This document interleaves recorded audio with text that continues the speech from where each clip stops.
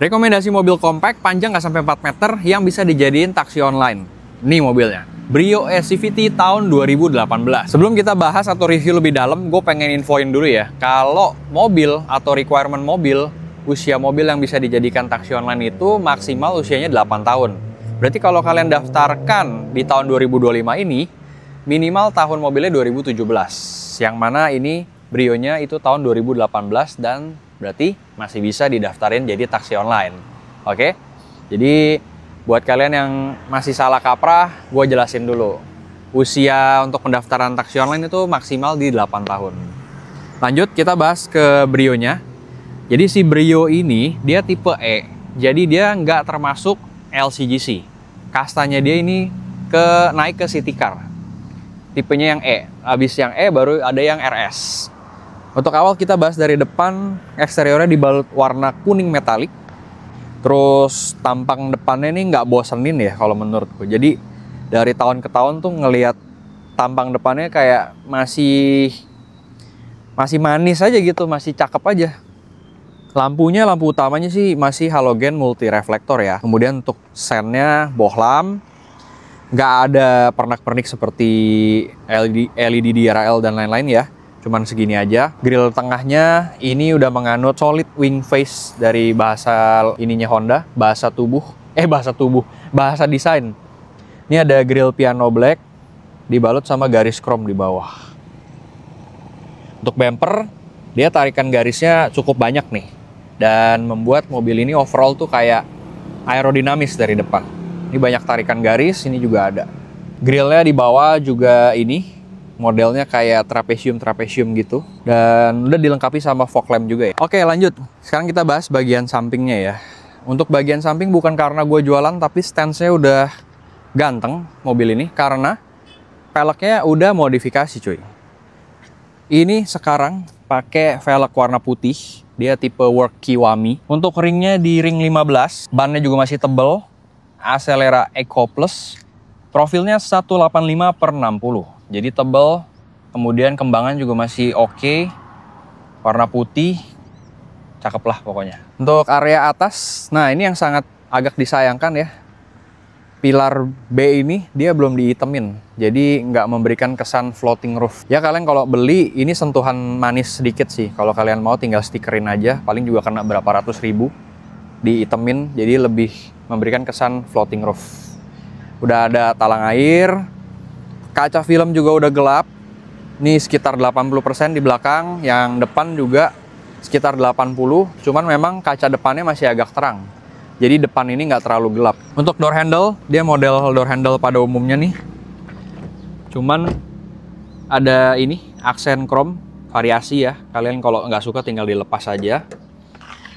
And then, lampu sen di samping dia masih di body, di fender. Bohlam ya, bukan LED. Untuk spion, masih manual retract. Dan ada kaca kecil nih di sini. Ini untuk menghapus blind spot.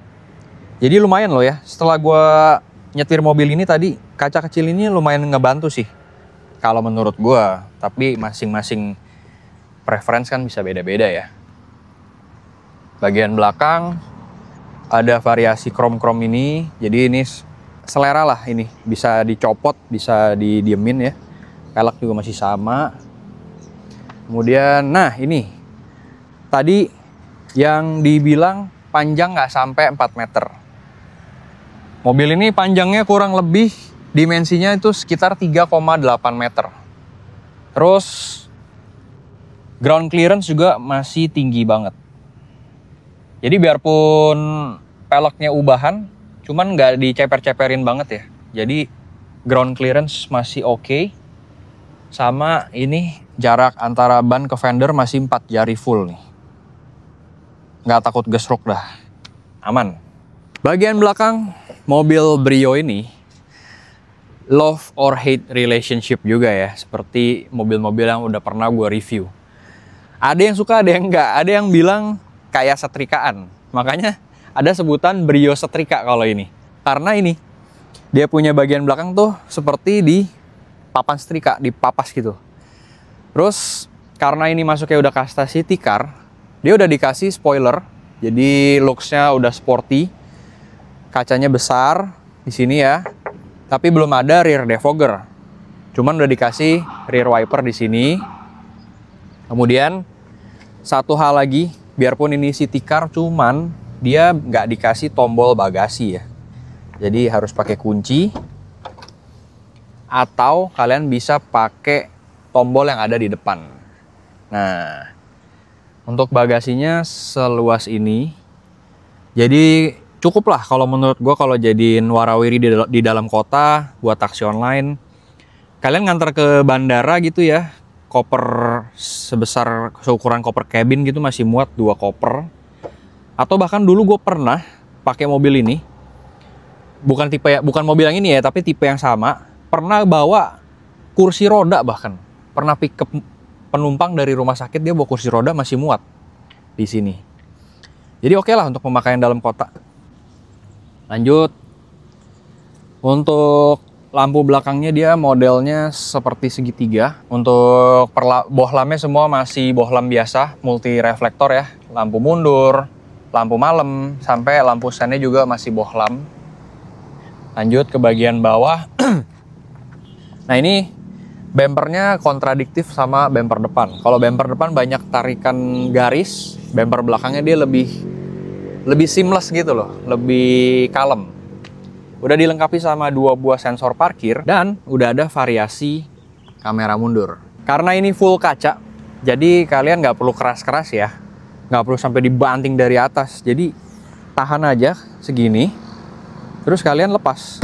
Tuh, udah kenceng kok. Untuk bagian samping kanan, semua overall sama lah ya pasti. Cuman ada perbedaan di pilar atas nih ada antena radio. Yang mana kita udah jarang lah ya pakai radio. Sama ada yang gue lupa bahas ya. Kalau untuk dari samping dia dikasih tarikan garis nih di pintu sampai ke pintu belakang. Yang bikin mobil ini tuh kesannya aerodinamis. Walaupun mobilnya lagi diem, tapi looks-nya jadi kayak aerodinamis. Lanjut, kita bahas interior yuk. Interiornya dibalut warna hitam dan beige. Untuk bahan plastik semua. Door handle-nya. Kemudian power window sudah elektrik di 4 sisi. Dan di sisi supir auto down aja. Auto up-nya belum ada. Untuk door lock-nya juga udah ada tombol. Ini untuk window lock. Ini pengaturan spion kiri kanan elektrik, tapi belum elektrik retract seperti yang tadi udah gue jelaskan. Door pocket cukup lah buat taro. Ini kalau perkiraan gue sih taro 2 Aqua yang ukuran 330 mili muat nih. Sama ini yang sekitar 600 mili masih muat. Dapat speaker. Lanjut ke sini nih ada kisi-kisi AC, ada kantong buat naro ini nih, naro uang receh atau naro uang kertas ya kan, uang kembalian, atau naro kartu-kartu tol, kartu e-money. Di sini ada tombol dummy. Ini harusnya dikasih start stop button nih. Kalian kalau mau modif bisa nih masukin sini. Ini tombol dummy gue kurang tahu nih, biasa kadang-kadang traction control gitu-gitu nih dipangkas. Oke. Lanjut. Bahan plastik semua ya. Ya sudah pastilah. Namanya juga disesuaikan dengan harga. Oke, untuk setir udah dikasih sarung setir. Nah, ini bagian dalamnya masih karet dan masih mulus tuh guys. Ya, karena pakai sarung. Posisi mengemudi. Ini yang menurut gue paling menarik di jajaran produknya Honda. Produk Honda tuh driving positionnya sporty banget. Begitu duduk tuh sporty feel-nya dapat banget. Duduknya agak rendah, agak tenggelam, setir agak deket ke kita, terus agak rendah juga. Cuman untuk pengaturannya dia masih hanya tilt aja ya. Belum ada teleskopiknya nih. Ini tuas lampu sen, lampu utama. Ini tuas lampu lagi. Ini tuas wiper. Udah ada mode intermittent juga. Kemudian bahas apa lagi ya? Oh iya. Jok sudah dibalut sama sarung warna hitam. Tapi belum ada height adjuster ya. baru ada pengaturan rebah aja, sama maju mundur.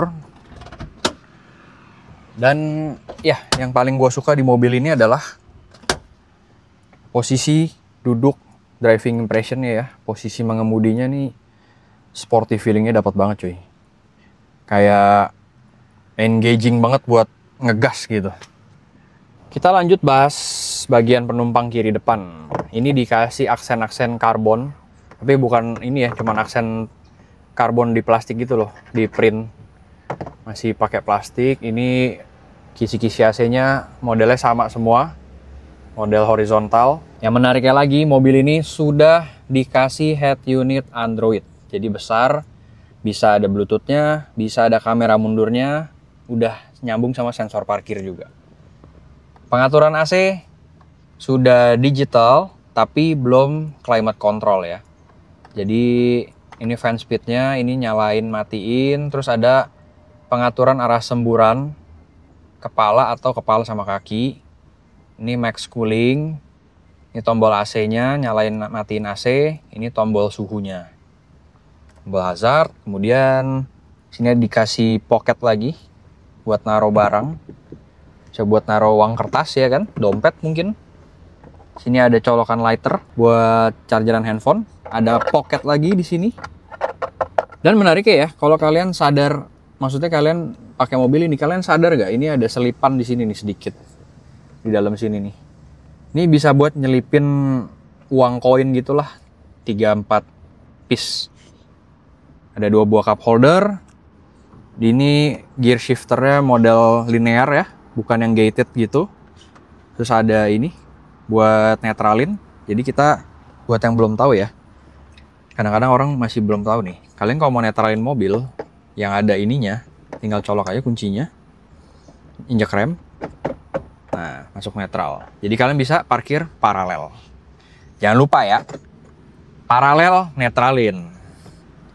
Rem parkir masih model manual. Kemudian ada cup holder satu di sini, tidak ada armrest. Glove box tidak soft opening.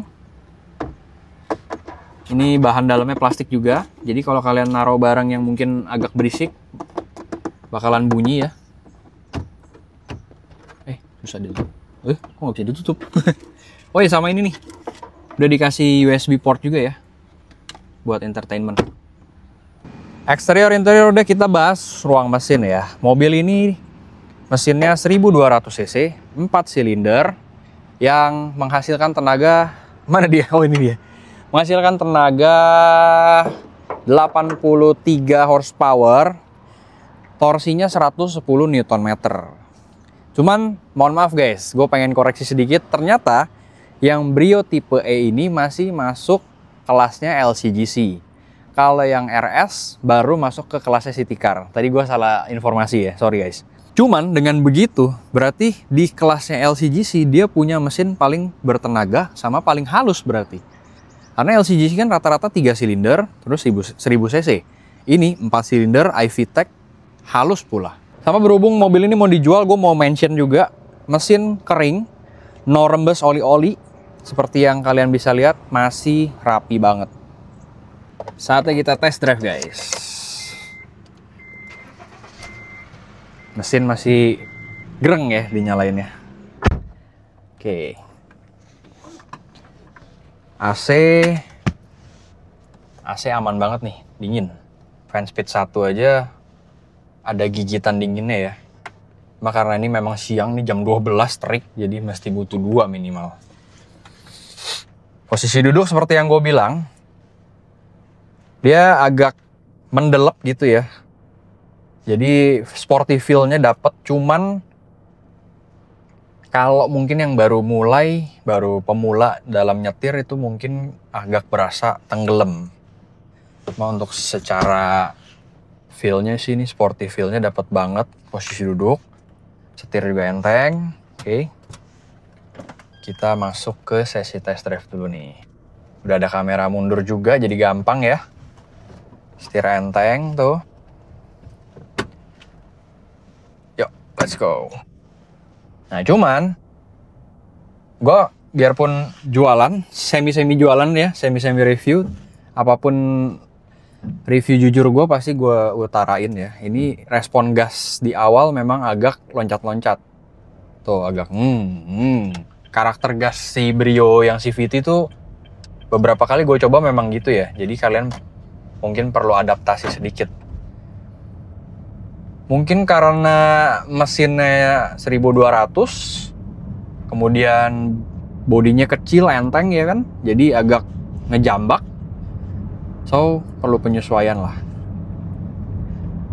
Kalau gue bilang sih itu bukannya positif atau negatif, tapi ya perlu adaptasi aja karakter mesinnya.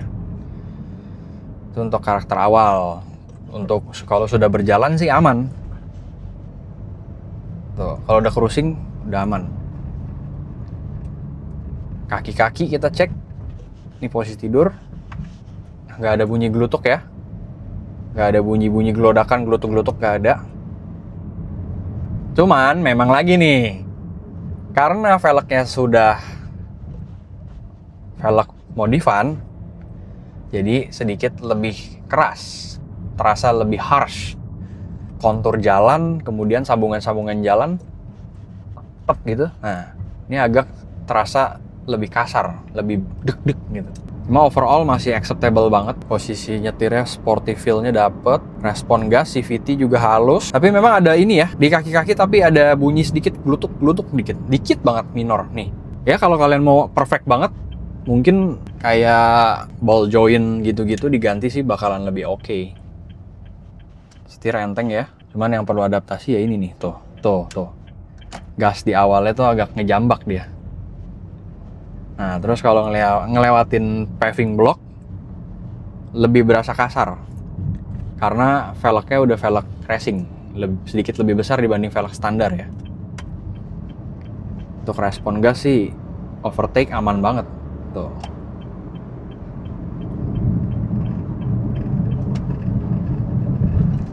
Oke lah menurut gua untuk pemakaian dalam kota. Bensin yang CVT ini bisa 1:15-an loh dalam kota. Matic loh ya. Kekurangan lainnya yang gue notice, road noise-nya sama peredaman dari luar cukup tembus. Kembali lagi, ini kelasnya LCGC, jadi ya gue bilang sih itu bisa dimaklumi lah ya. Nah, bantingan oke, shock breaker masih empuk. Cuman kalau kena sambungan jalan nih, tuh ada bunyi klut gitu, dikit banget minor. Enak lah ini, AC juga dingin. Dan yang paling penting adalah, emang DNA-nya Honda itu sporty ya, jadi kalau kalian pakai mobil Brio ini untuk pemakaian sendiri, bisa cukup fun lah. Apalagi kalau kalian jadi taksi online gitu ya, driver online, pasti kan ada unsur-unsur senang nyetir juga. Kalau nyetir mobil yang agak membosankan kan jadinya gimana gitu nyetirnya. Tapi kalau nyetir mobil yang fun to drive kayak gini kan jadi lebih menikmati perjalanan.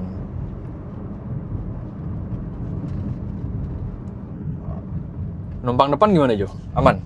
Aman. Lumayan oke lah ya. Nggak terlalu kerasa Geradak-geruduk gitu ya. Paling nggak pas gasnya narik. Nah, nggak berasa juga ya? Dari awal narik kerasa. Emang beberapa kali gue pernah punya unit sendiri juga nih guys ya, yang RS CVT. Memang dia respon gas awalnya tuh kayak gitu, ngejambak banget. Jadi kita yang nyetir sekali lagi perlu adaptasi. Kalau nggak adaptasi ini pasti yang disetirin mabok nih ya, mual pasti. Kalau di belakang mungkin lebih berasa ya. Kalau di depan mungkin karena kita bisa lihat jalanan, jadi mungkin nggak terlalu ini. Sebenarnya ini juga yang sepengetahuan gue ya, yang bikin kita mual di mobil itu karena kita tuh nggak bisa melihat jalanan. Kalau di belakang tuh makanya orang yang duduk di belakang lebih rentan mual dibanding yang duduk di depan. Karena ya itu. Tuh ya. Berasa nggak? Padahal tuh gasnya injaknya gue tipis banget, tapi tetap kayak ngejambak. Kalau kayak gitu ngambil bensinnya gede gak sih? Nah itu kemungkinan kalau kayak gitu, kalau mau lebih irit lagi, mungkin bisa disetel ya, jadi lebih kalem dan bensinnya bisa lebih irit. Tapi secara logika sih kalau gasnya gede gitu, otomatis bensinnya lebih banyak yang ngocor. Cuman dengan settingan standar aja bisa dapat 1:15 dalam kota sih, itu udah irit banget. Untuk ukuran LCGC dan Matic ya. Kalau udah mulai boros tuh kalau 1:berapa? Ukuran LCGC, mobil 1000 cc-an gitu ya. Boros itu kita bisa bilang boros kalau udah 1:10. 1:11 juga masih tergolong boros sih. Karena dengan mesin kecil harusnya 1:13 ke atas. Tuh, ini cuman awalnya aja nih butuh adaptasi. Cuman oke lah kalau menurut gue ya. Tuh, lumayan enteng juga. Putar arah satu. Wah, cakep sekali abangku. Keluar dari sini, padahal muter nggak sampai sekilo. Belain lawan arah. Overall pokoknya menurut gue siap pakai lah ini mobil. Dan ada modifikasi terakhir yang oke banget nih, klakson. Iya, klaksonnya udah ganteng cuy. Kan kalau LCGC yang lain kan kayak klakson apa? Mono ya. Kalau ini kayak stereo. Iya, ganteng. Kayak klakson mobil Eropa cuy. Kita masuk POV driving sedikit ya. Jadi kalian bisa ngelihat feel berkendara Honda Brio E CVT tahun 2018 ini. Kilometer di 89 ribuan. Gua ajak kalian muter-muter sedikit. Jadi ya enjoy aja. Feels like kalian yang driving gitu. Overall sih menurut gue untuk pemakaian dalam kota, kalau kalian masih suka namanya mobil bensin ya, ini cukup oke. Kalau kalian bisa lihat juga, kalau gue lepas gas, tuh muncul Eco. Tuh. Jadi kalau kalian mau konsumsi BBM-nya lebih irit lagi, Eco tuh harus selalu nyala. Jadi gasnya harus halus, lepas, gas, lepas. Fitur terakhir juga yang fitur kecil tapi lumayan ngebantu. Auto door lock sama unlock. Jadi kalau masuk P, auto ke unlock. Terus kalau masuk ke D, nanti kalau speednya di atas 20, dia auto lock. Nah, gimana guys? Dengan budget 140 juta, dapat mobil cukup ganteng ya, dengan berbagai variasinya, mulai dari velg racing, head unit Android, ya mobilnya juga irit karena transmisi CVT, mesinnya juga halus karena 4 silinder, perawatannya juga mudah karena masuk kelas LCGC, dan buat kalian juga yang mau jadiin mobil ini sebagai taksi online masih bisa. BBM-nya udah pasti irit. Pengalaman gue pakai Brio yang sama, itu bisa berkisar 1:14, 1:15 untuk pemakaian dalam kota ya, dengan transmisi Matic loh. Kemudian kapasitas penumpang dan kapasitas bagasi juga cukup mumpuni lah buat kalian jadiin taksi online atau buat kendaraan hari-hari nganterin anak sekolah ya kan, atau istri kalian pakai buat warawiri, main padel atau belanja-belanja ke pasar. Masih cukup oke banget mobil ini. Dimensinya juga nggak sampai 4 meter seperti yang tadi di request. Dimensi Brio ini di 3,8 meteran. Jadi gampang banget dipakainya. Selap-selip, parkir, sama belakangnya terutama. Karena dia belakangnya masih yang model setrika, jadi nggak bawa buntut ibarat. Ibarat kata tuh kalau orang zaman dulu bilang mobilnya nggak bawa buntut. Jadi gampang banget manuver dan parkirnya juga selap-selip. Wah, pokoknya gampang lah kalau menurut gue ya. Warnanya juga eye-catching, warna kuning. Terus ya, overall sih oke. Kilometer juga belum tembus 100 ribu, masih di kisaran 80 ribuan. So, buat kalian yang minat sama mobil ini, dan untuk detail spesifikasi seperti apa, cek di kolom deskripsi. Kontaknya juga bisa ada di sana semua ya. Sekian dulu Koko review kali ini. Buat kalian yang punya request besoknya kita review mobil apa lagi, atau ada mau sharing-sharing pengalaman juga yang pakai mobil Brio ini, boleh juga share di kolom komentar ya. Jangan lupa mampir ke sosial media gue di KokoDriver92 dan TikTok koko.driver. Thank you for watching guys. See you in the next video. Bye. Oh ya, lupa mention tadi Brio 2018 tipe E CVT itu pajaknya cuma 1,2 jutaan per tahun. Murah banget kan? Jadi dengan budget 100 jutaan, pajak murah, dapat sebuah mobil ya istilahnya kayak Mini Cooper versi murmer ya, versi murah meriah. Fun to drive, irit, kecil, dimensinya kecil, jadi melihat gampang, dan pajaknya nggak mahal. Kalau Mini Cooper kan udah pasti mahal.